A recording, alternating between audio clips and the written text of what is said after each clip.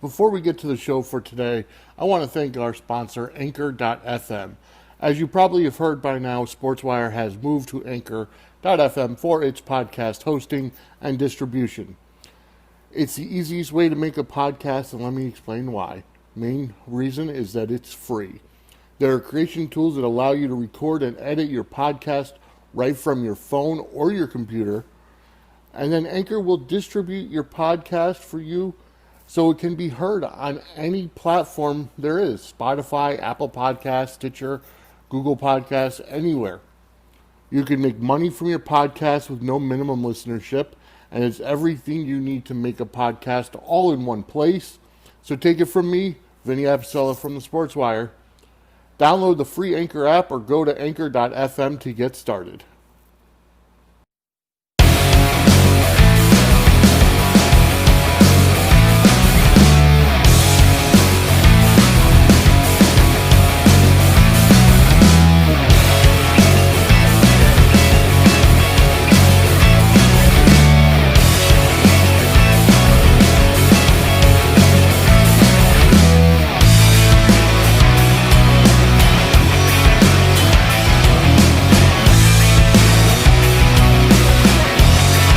Ladies and gentlemen, boys and girls, children of all ages, you are listening to the most electrifying podcast in all of internet radio today. You are listening to the Sports Wire. My name is Vinny Apicella, and it is currently 1:19 p.m. on Wednesday, November 6th, 2019. Today, this is today's episode. Yes, you're getting it more than 24 hours after our previous episode, but that's because I don't work overnights on Tuesday night and Wednesday night, so my Wednesday and Thursday shows normally happen during the day. Anyways, with that said, I want to thank you all for listening again on Anchor.fm or wherever you listen to your favorite podcasts, whatever platform. We are distributed to at least 15 platforms, or 12 platforms, I would say. Anyway, so the rumor mill, the story that doesn't die, is what happened after Crown Jewel. But I want to kind of address something, okay? It seems to me like there are a lot of Dave Meltzer apologists out there. And, Dave Meltzer apostles, or I want to say disciples of Dave Meltzer.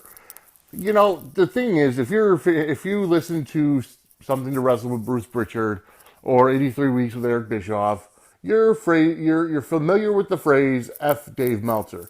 And quite honestly, I honestly feel that has to be the correct verbiage to describe him.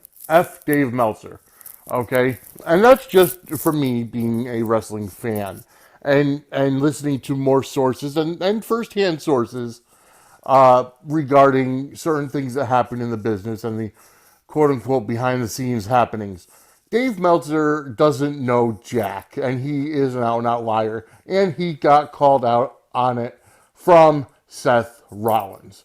Okay? On Twitter, yesterday, I believe it was either Monday or yesterday, Dave Meltzer came out with his Wrestling Observer radio and newsletter stating that, Monday prior to Raw, Vince McMahon held a meeting with all the talent, and, Seth Rollins got up and stood up and gave a rah-rah speech saying that, anything that happens in the company, keep it to yourself. Don't put it on Twitter. It doesn't belong on Twitter. Which, because kind of honestly, that's the right attitude to have. But the problem with it is that it never happened. Seth Rollins had put out a tweet saying, at best you're a I forget the exact verbiage, but, he said you're reporting bad information, or at worst, you're an out-and-out liar.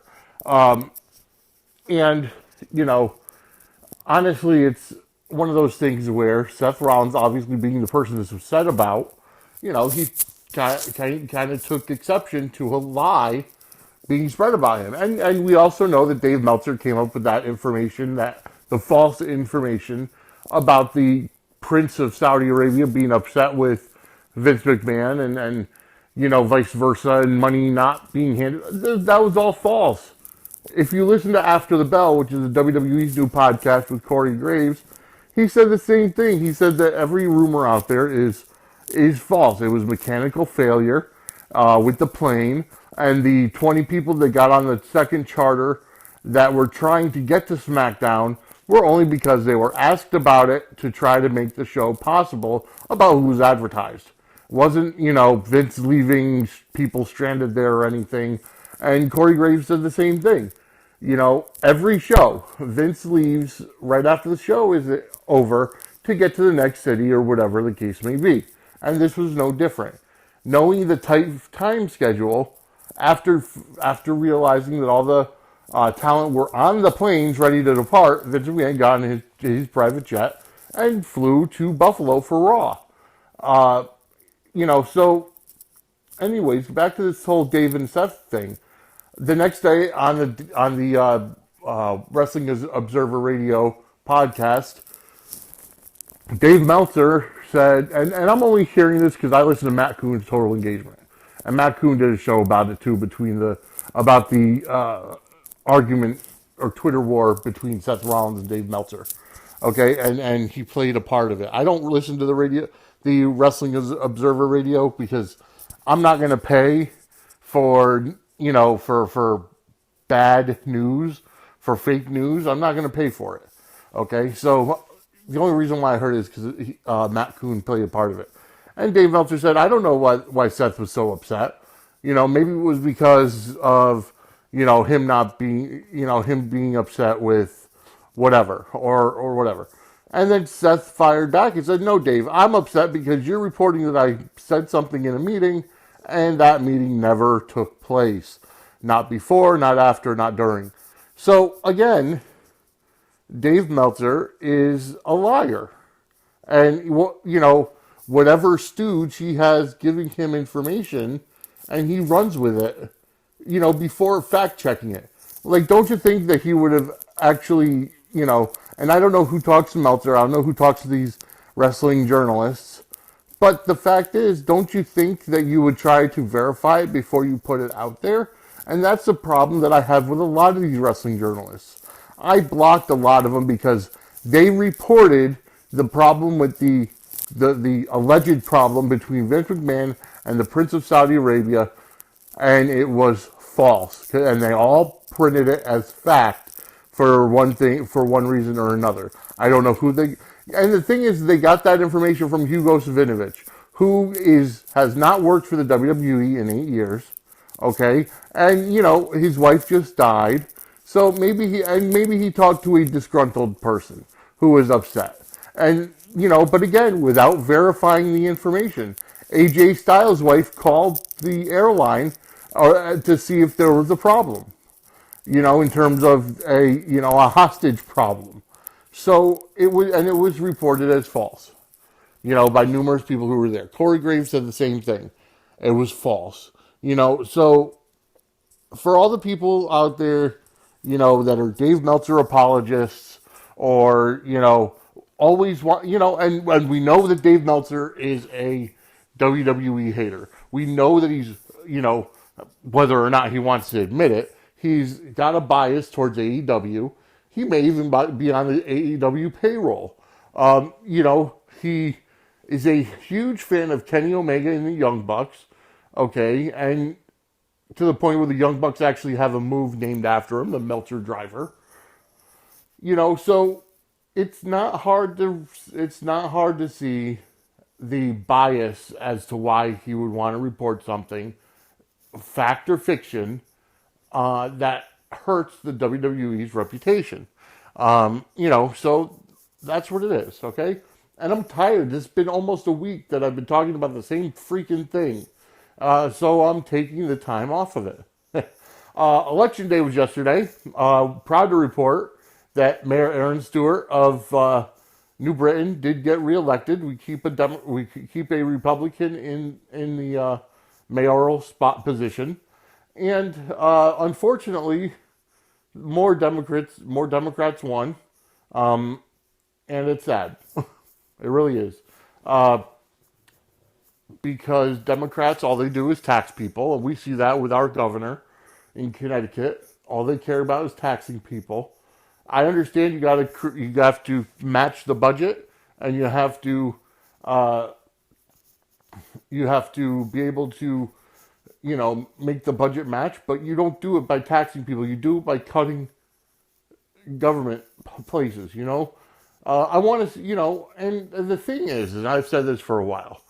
Here's my, you know what? Let's take a quick break. I'll be right back. I have to get a drink of water anyways, but we're going to take a quick break, and I will talk to you about this right after these messages.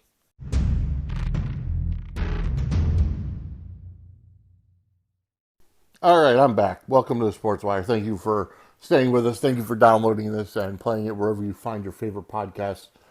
Before I took my break, I wanted to go over some, policies in terms of government policies.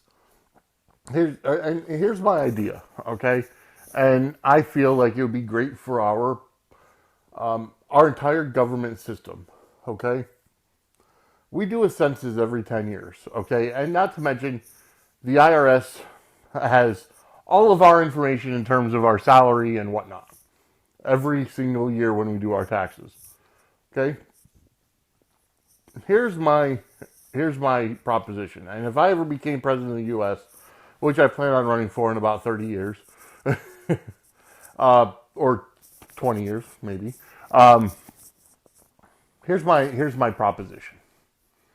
Because the government is basically public service, and they work for the people, they work for the people they represent. Okay, that's why they're called representatives. Okay, whether it's in the House or the Senate. Okay, whether it's local, state, or federal government. Okay, here's what I propose. Number one, no more lifetime pension. No more lifetime benefits, dental, medical, etc. Okay, because it's not realistic. I mean, and term limits. Okay, 2 terms is good enough for the president. It's good enough for every level of government, because you have to, Jefferson. Going back to XXX State of the Union. The only reason why I know a Jefferson quote is from time to time the branches need to be refreshed with the blood of patriots and tyrants. But I'm not talking about killing them. I'm just talking about it needs to be refreshed. Okay. So after 2 terms, you're out. You can't be elected. You can move up. Like if you're done with the Senate, you can move up and run as vice president. You can run. You can move up. You can run for presidency or whatever.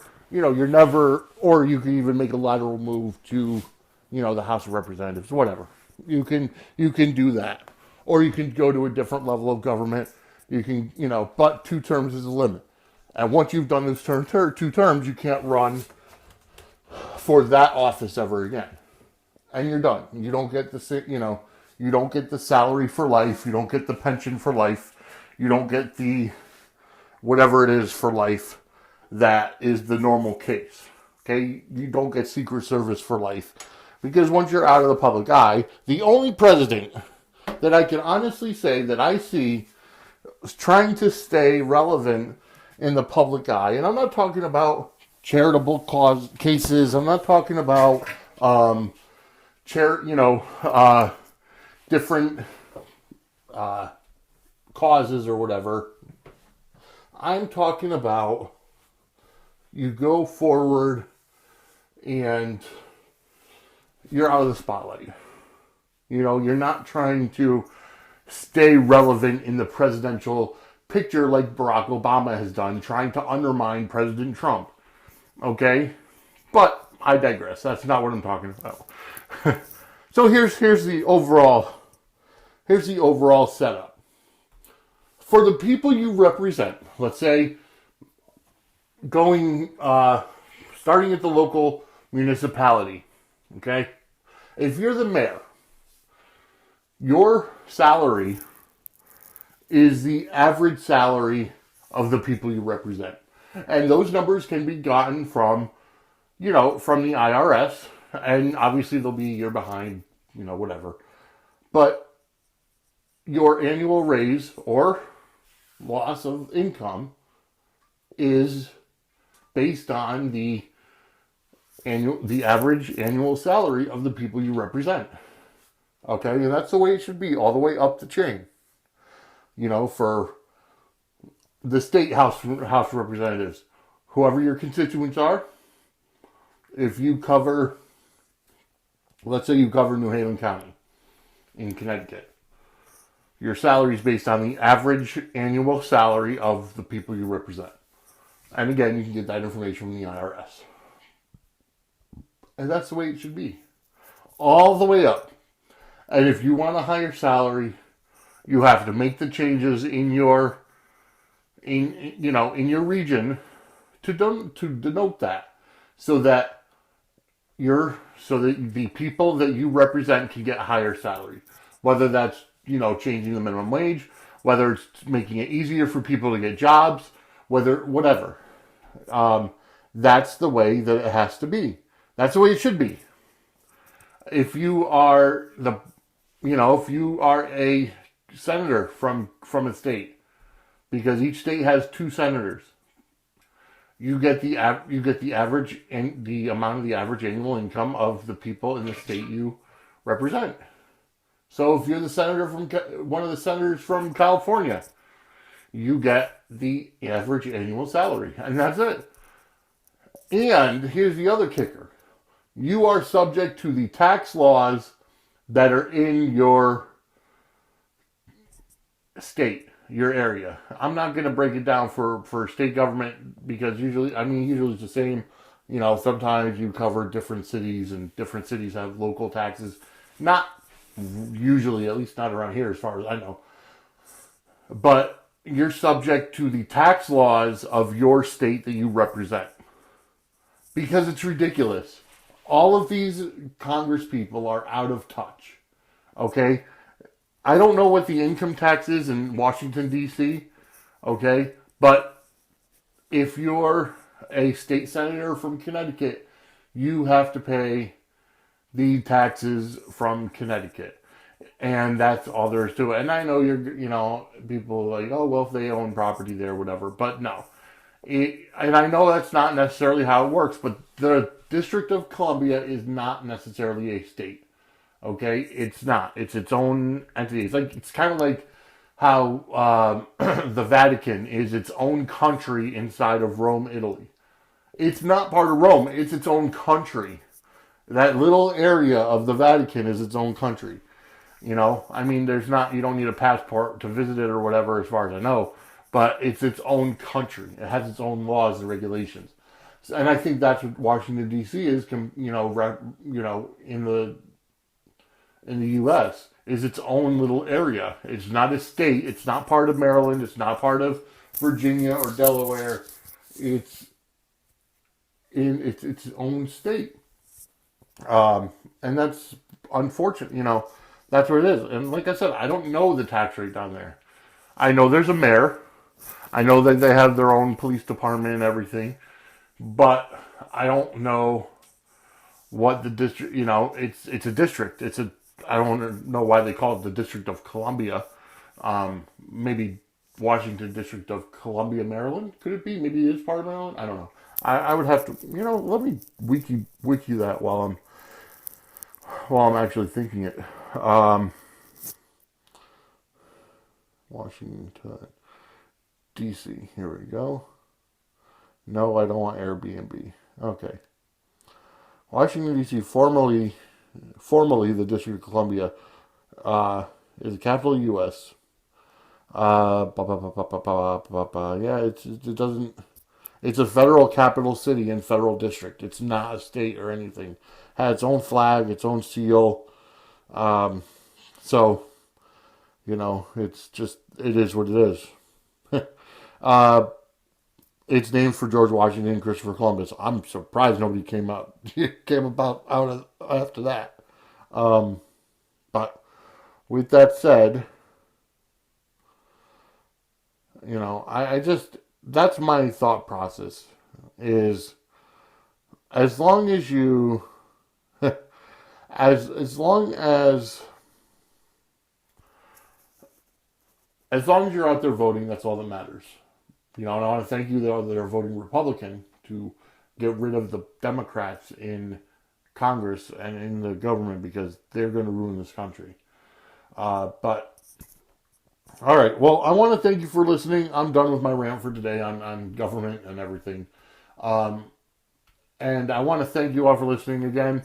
You can feel free download and listen to SportsWire on not only Anchor.fm but also on Apple Podcasts, Google Podcasts, Radio Public. I'm working on iHeartRadio and Radio.com. Also Stitcher, Spotify, TuneIn, Overcast, Castbox, Deezer. There's quite a number of them that you can listen to it, and then but I want to thank you all for listening again, and leave us a 5-star review. You can go ahead and donate to No Shave November in my name, no-shave.org/member/VinnyA81. The link is also on the Anchor.fm page for SportsWire, which you can get to via www.sportswireaudio.com. Email us, sportswireaudio@gmail.com. Find me on Twitter at @theapicella, SWE. And you can go ahead and